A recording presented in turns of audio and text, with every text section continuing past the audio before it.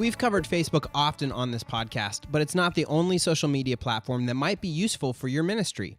Instagram, which is owned by Facebook, is the second largest social network behind its big sibling, and it holds the distinction of being the fastest growing social media service. On today's episode of the MyCom Church Marketing Podcast, we're going to cover some Instagram basics. Thank you to everybody for listening. My name is Dan Wunderlich. I'm a United Methodist pastor, and we have a returning guest today, Mr. Stephen Adair. Stephen was our guest back on episode 21 when we looked at repurposing content your church is already creating for use on social media. Back then, he worked specifically in social media for United Methodist Communications, and today he serves as the interim director of local church services. Stephen, thanks so much for being on the podcast again. Thanks for having me. Well, like I said, we've had you on before, but can you remind us a bit about your background as well as your experience with social media, both for the denomination and in the local church? Yeah, so I've worked for MyCom for nearly 7 years, and 4.5 of those years was managing the social media for the global denomination, United Methodist Communications, even campaigns like Imagine No Malaria, and even General Conference. So wide-ranging there on content streams. And then I'm also a volunteer communications person for my local church, which is a smaller United Methodist church here in Nashville. So I do all of our social media and communications work. Well, it sounds like we should have you back at least a third time to talk about all the crazy stories of managing the denomination social media. I'm sure you've seen everything ugly and beautiful. There's a lot there. So I guess we should start with perhaps the most simple and basic question. Why is Instagram a platform that churches should consider being involved with if they aren't already? Yeah, so I know there's some statistics out there that say there's a younger audience on Instagram. I think in trainings and such, I always tell churches that their first opportunity that they should take advantage of on social media is definitely Facebook. Yeah. Instagram is definitely a close second. There's just another realm of audience and ability through pictures and video that you can, cross promote through your Facebook and Instagram, and they're actually connected now. So it makes it super easy. Yeah. But, Instagram's definitely my close second, and, I'll put Twitter out to the third. So. And most of our listeners likely know that Instagram is a visual platform. You can write a bunch in your caption, which we'll get to a little bit later, but it is focused on images, videos, and the stories format. Other social media platforms obviously include images and videos, and even some of them include the stories format. But what is it specifically about Instagram being visual first, or even just the culture of Instagram, that makes it feel like such a different platform from the other social networks? You're telling your story through photo, and you can do that on other platforms, but it's trying to catch those images, whether it's of people in your congregation or events that you're hosting for a local church, or just a beautiful photo that can evoke some feeling, even if it's from somebody outside of your church family or whatnot. Then use scripture or a familiar hymn lyric. It's just telling a story in picture form. And of course, there's captions and stuff that you can use there and hashtags that we'll get to later, but there's just so much opportunity to tell your story through photo and video, and especially if you can find the right photos to get people's attention and pique their interest. Well, and I don't know about you, but for me, Instagram feels like a significantly more positive platform. It just feels like a happier place than some of the other social networks. Is this something that you found too? Absolutely. Yeah. There's not as many comments on as far as just looking at it from the church perspective.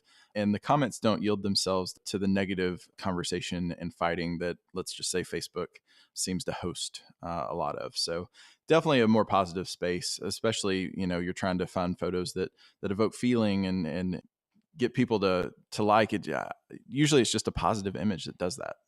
Yeah, it's interesting. It almost feels like Instagram has comments and likes just because social media are supposed to have them, but it's almost so poorly implemented and so poorly, the notifications for it are so bad that it almost doesn't lend itself to any sort of back and forth discussion that could devolve into an argument. And so it does make it a little bit harder for us as churches to keep track of what everyone's saying and make sure that we're responding back. But it does seem to be a more positive place. And you touched on demographics. I recently saw an interview with a staff writer for The Atlantic who's focused on understanding how teens use the internet.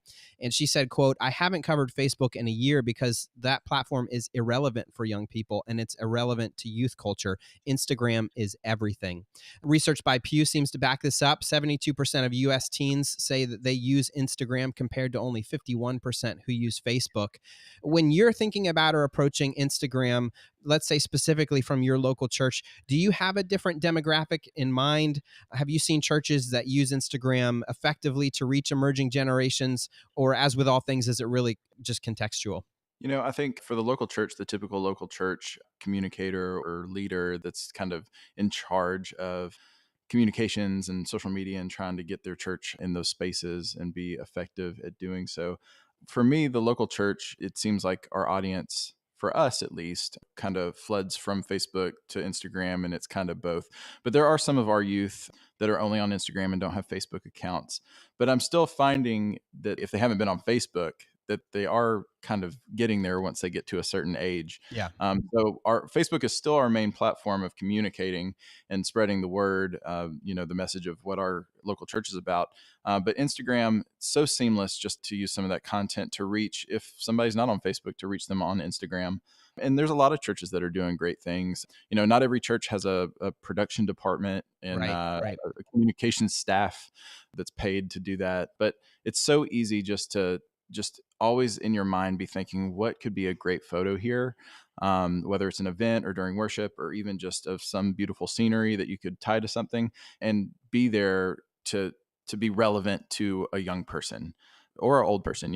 So you got to kind of think that you're trying to target younger people, but there's also all age groups on Instagram. Absolutely. Well, starting a new Instagram account is fairly easy, but if there are folks out there who are nervous about it or aren't really sure the steps to take, the local church services department does have folks who are available to help. Stephen, do you have any tips for setting up a new profile for our churches?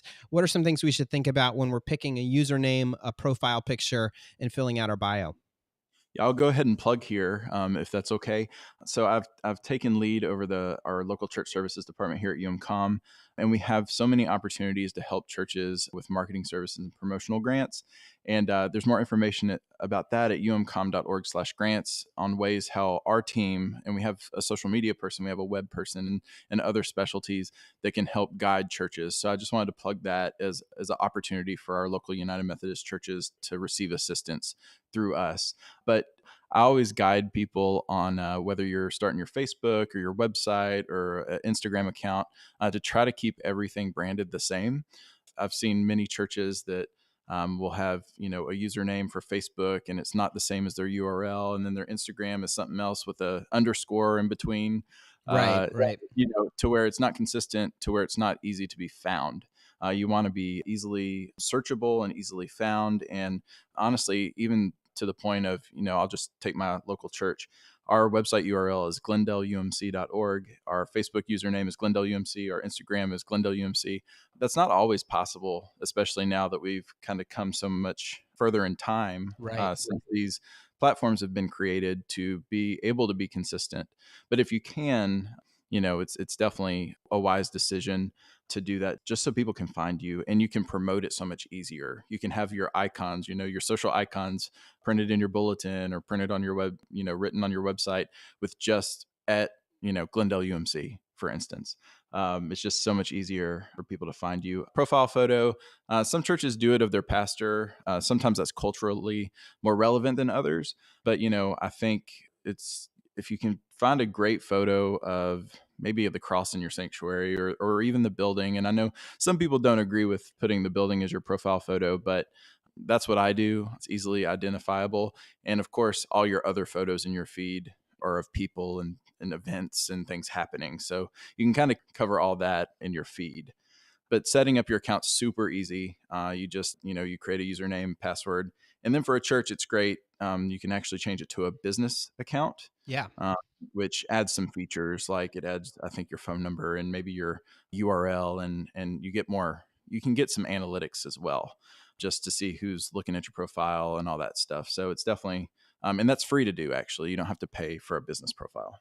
Right, and we'll touch on that in a second. One of the unique things about Instagram is that you can choose the URL or the username for your handle, but then you can also title your account. And one of the tips I've read is if there's room to add your city name in your name. So you might have Glendale, UMC, Nashville, or whatever, because folks tend to use social media platforms like Google. They're using it as a search engine. And so if they're searching for a church in your city, if you got your city name in the profile name, not the username, but the profile name, it might be easier to account for or easier for folks to find. In our bio, do you recommend Bible verses, mission statements, worship times, or what are some of the best practices for our bio? I think there's a certain amount of characters that you can have, so you can't write a long story in your bio. It has to be short and to the point. For ours, I use open hearts, open minds, open doors, and then I throw in a invite to worship at 10 o'clock, and that all are welcome here. It's just really I use that space for the local church as an invitational space that also gives a little bit about what somebody might experience, that you are actually welcome here, that all are welcome here. That's how I use it. And the great thing about, like I said, about the business profile, your URL is right under your bio and then your address is there. So if somebody is searching, and that's a great idea to have your city, I actually do that on across all accounts. Mm-hmm. For us, it's always Glendale UMC dash Nashville. So it does make it more searchable by location. And there's so many Grace UMCs, just for instance. Right, So exactly. or first UMCs, and I think first UMCs are pretty good about putting their city in there because they have to. Right. Even like your Grace UMC or Trinity UMC, there's just so many of those. So to be more particular or specific on where you're located is very helpful. So you've mentioned the business profile. Let's touch on that for a second. This is a transition that you can make through the settings in the menu. So even if you have an account that's existing, you can convert it to a business account. You can also convert it back. So if for whatever reason you want to return to a standard profile, you can. There's no penalties for that. You can switch it back and forth. Some of the benefits include access to stats and analytics for both your posts and your stories. It does include extra contact information features built into your page, so you don't have to use space in your bio for contact information or a phone number. It also offers the ability to prepare and schedule posts ahead of time through third-party apps like Buffer or Hootsuite, who all have free levels. And so one of the challenges of Instagram when you're using the app natively just by itself is that you've got to post it in real time, where if you use a free service like Buffer or Hootsuite, you can maybe set up a post to go out Sunday morning ahead of church. So while you're scrambling to get ready, or maybe you're in your church's praise band, or maybe you're the preacher and you don't have time to pull up Instagram on Sunday morning to send out a post, you can schedule those ahead of time. It sounds like this is a change you definitely recommend churches consider making. Absolutely, it's free. There's nothing to it, and all you are able to do is provide more information for somebody to find you or to learn more about you. It's definitely a great easy change, and especially I help another local church here with their communication stuff on the side, and I actually ran into I had not changed their Instagram account to a business account, and when I tried to add them to Hootsuite, it would not let me. Right. So I had to go in there and change their account to a business account. But yeah, there's nothing negative or more challenging about making it a business account. It also gives you access to some of the advertising tools. You can promote or boost posts much like you do on Facebook. We've done some episodes on Facebook advertising. Instagram advertising is slightly different, but if that's something you want to look into or it's a feature that you want to take advantage of, that becomes available in a business account. Okay, so we've got our account up and running. What kinds of content do you recommend we post to our account? And let's just right now stick with our main profile, the photos and videos. We'll get to stories in a minute. What kinds of content have you seen that grab attention, and what kinds of things just don't work? I think a lot of churches have the difficulty of trying to, what content. It's not they're not easily able to keep that eye open for those picture worthy or video worthy moments. Right. But what I found to be very positive and very successful, actually, just through people's likes and comments and shares and whatnot, is messages that maybe push the envelope, or maybe it's those shareable moments that might ruffle some feathers. But if your church believes or feels a certain way, it's those things that are the most successful. Because at the end of 2018, I did that top 9 thing that was going around Right. Instagram, And I did it for our local church Instagram, and our top 9 was messaging. So we Mm, utilize our outdoor sign very effectively. That's one thing that local churches do. And maybe I'm just weird, but when I'm passing down the street and I see a church, just their letter sign outside say worship with us at 10:30, I'm like, that makes me not want to come worship with you at mm. 10:30. You did not pique my interest at all. So we try to use our sign outside effectively, and whether it's a current event that we can kind of get into the conversation. I don't think people utilize that traditional way of communicating very well. We're all in the social media and trying to, do that, but there's ways that we can all do it. The old school ways, I guess you could say. So use that sign outside. But it was really interesting to see that that was our top 9. Like every single one was either our sign or a t-shirt that we had made or whatnot that was the most liked and most engaged with. I think one of the negative things, or one of the least popular things a church can do, I guess, is anything that looks like stock imagery. Mm, I think a mhm. lot of our churches have trouble finding things to post, and they go and find on Google, a picture of people that look excited, or you can just tell when something looks stock. Right. And the thing about that is, and I push back on that because those people don't actually go to your church. Right. And of course, I think some people, they want to portray a youthful spirit maybe in their church, and they don't have a lot of youth to take a picture of. But I wouldn't recommend going and finding a picture of random youth on Google, because those people don't actually go to your church. So if a youth walked in, or whoever sees that picture walks in because maybe that piqued their interest, they're going to be, I guess it's false advertising. Yeah, absolutely. The yeah, the bait and switch aspect of it is a really big turnoff. Yeah, definitely, definitely. I just use it for our local church, aside from the signs and messaging. When we have a new member join, that's a positive. When we went to Mountaintop, which is a mission opportunity here in Tennessee, I took a picture right outside the sanctuary. We have a partnership with our elementary school down the street, and they do a walk to school day that starts in our parking lot. Take a video of that and all these kids and all this excitement happening outside the building. I always try to frame the building in the background so you know where you're at. So you just kind of have to watch that. If there's something awesome going on with somebody, we had somebody in the newspaper, take a picture of that newspaper and push it. Anything positive that you can share with the world that says, there is life in this church and people are doing awesome things. That's what people, want. It's not about this inside worship thing, and that's all church is about anymore. It's about people seeing you're doing something to make a difference in the world. That's what's going to get somebody to walk in the door. And that's why we've experienced growth, is because of our messaging that we push out on Facebook and Instagram. You wouldn't imagine how many people circle social media on our visitor cards when they visit for the first time, which is so exciting. Absolutely. That's also a good way for you church communicators out there to ensure that your staff knows you're doing good work. Is make that a option on your visitor card to how did you hear about us? Well, Instagram is a visual network, but they do allow fairly lengthy captions. And sometimes you'll see photos with no captions. Sometimes you'll see photos with a couple sentences. And sometimes the captions can even be straight up kind of short blog posts. What are some creative things that we can do with our captions? Yeah, so sometimes there was actually it's a friend in a group chat that I'm on my phone of friends, and there's a realtor here in Nashville, and he had like 50 hashtags in his caption. It was like a very short caption, and 50, it might be even more than that. It was just kind of unreal looking. And I see churches, I think using hashtags on Instagram and Twitter a little bit more effective than Facebook. I like less is more. Like that is what I live by. So usually our posts only have like 2 or 3, but I think that there's definitely an effective way to use more than that to get into the conversation. I think that short caption, unless you have a tear jerking story that needs to be written out really long, I think, most people are just swiping through their feed. So they're not going to sit there and read 5 paragraphs in an Right. Instagram post. So I'm of the less is more group.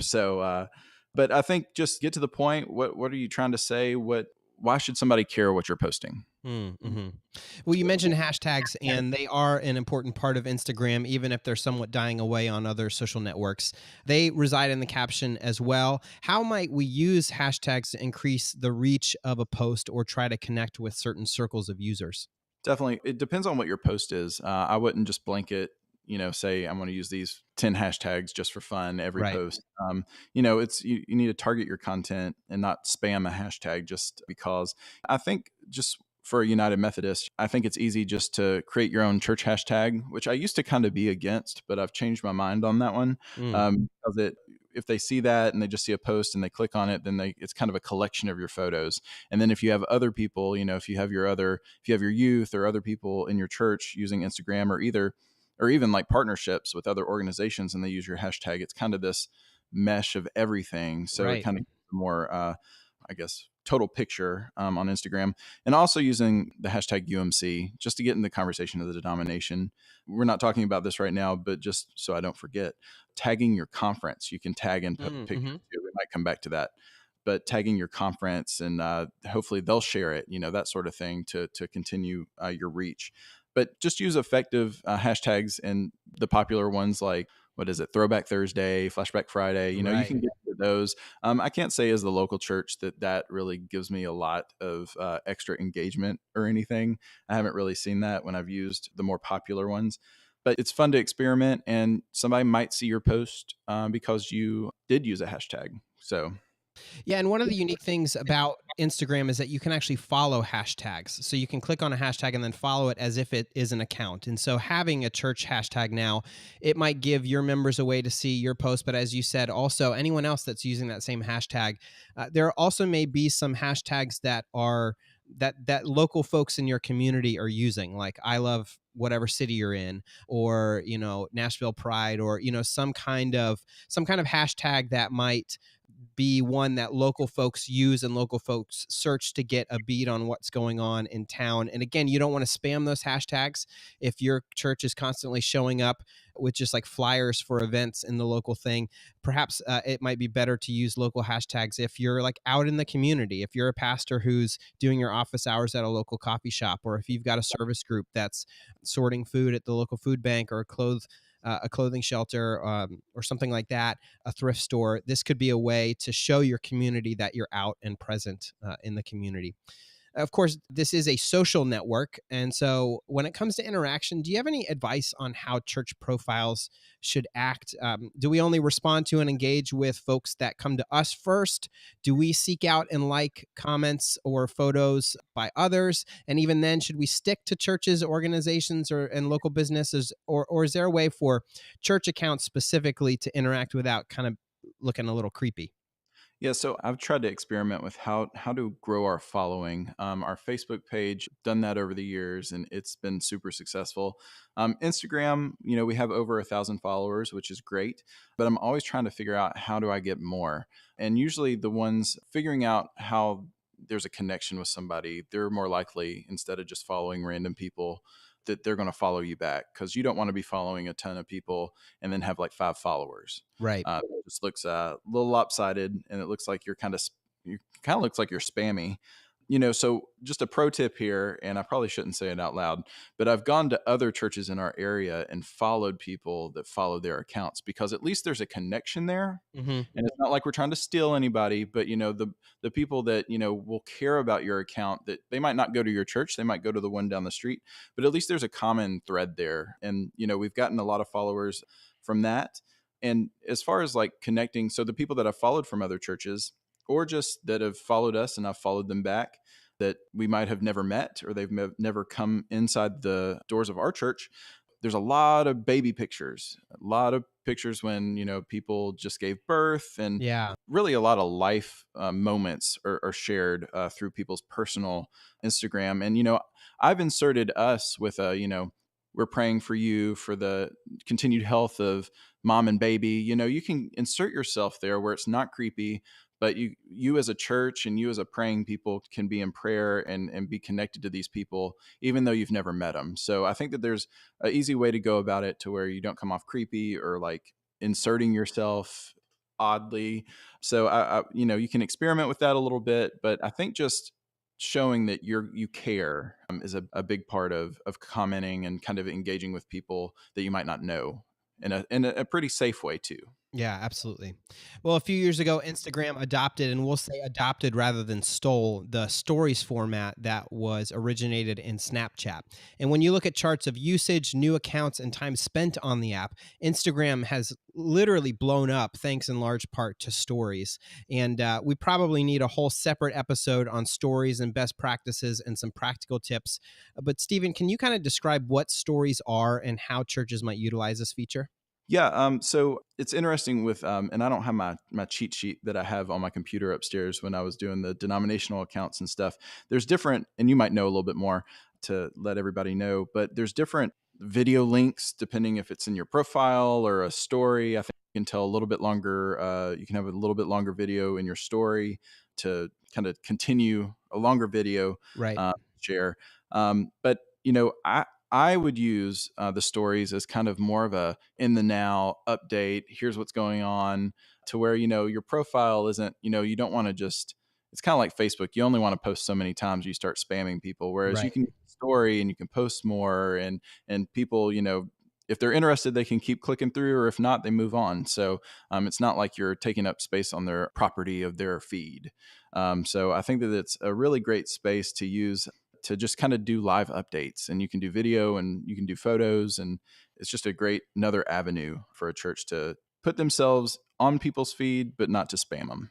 Absolutely. And where there may sometimes be a pressure for the photos and videos in your feed to look really nice, cuz sometimes Instagram there's sort of like this pressure of, does it look cool enough? Does it look nice enough? Stories is really the place to be yourself. It's the place to hold your phone and, turn it sort of the camera facing you, and make sure you're doing vertical video here. Even if all your kids and grandkids have been yelling at you to turn the camera, vertical video is in. You can shoot videos, you can post photos, you can even design photos on a laptop, bring it over to your phone and post it.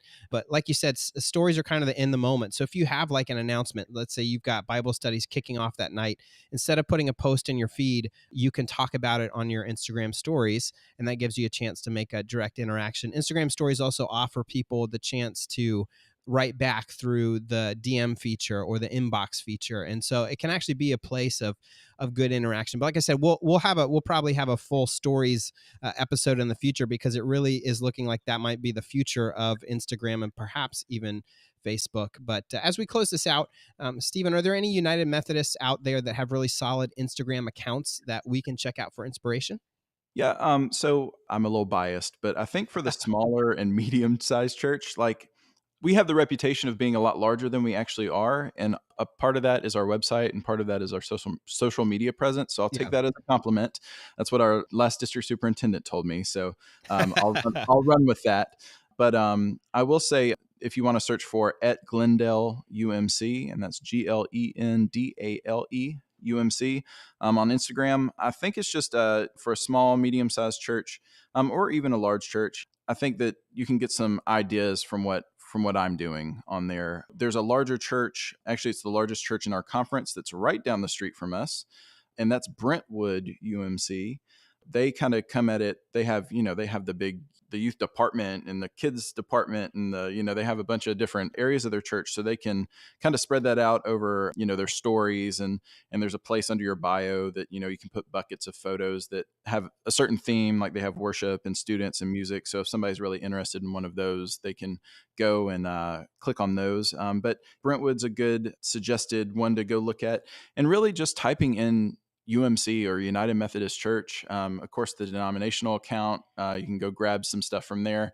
And I do want to open it up to even, it's kind of hard to grab a photo off of Instagram to go use it on yours. But if you go on Facebook and you're looking for things to use, go grab some photos off of the United Methodist Church's Facebook page, and use it on Instagram. If there's a credit it. But there's a lot of content out there that we provide here at UMCOM that are pictures and memes that are relevant to the life of the church over the year, whether it's seasonal or ordinary time. So there's a lot of stuff out there, and just search for United Methodist Church and just go and see what other people are doing. There's big churches and small churches and all in between. And I hope that more of our churches use Instagram and social media in general more effectively, But, there's a lot of churches out there that are doing it very well. And each church has their own flavor and way they do it and how they tell the story through photo and video. So just go out and search and look around, and maybe you'll get some inspiration. Awesome. Well, Stephen, thank you so much for your time today. We really appreciate it. Of course. Thanks for having me. And now, listeners, we want to hear from you. Have you given Instagram a try? What's working for you and what's been a challenge? Today was an intro to the basics, but what kinds of things would you like us to cover when we revisit this platform in the future? Email us at podcast@umcom.org, and we just might share your story on a future episode.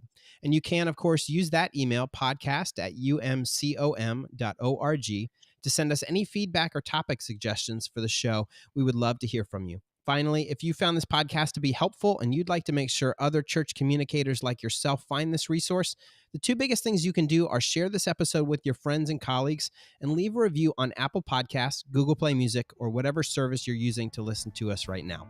Thanks again for listening to the MyCom Church Marketing Podcast.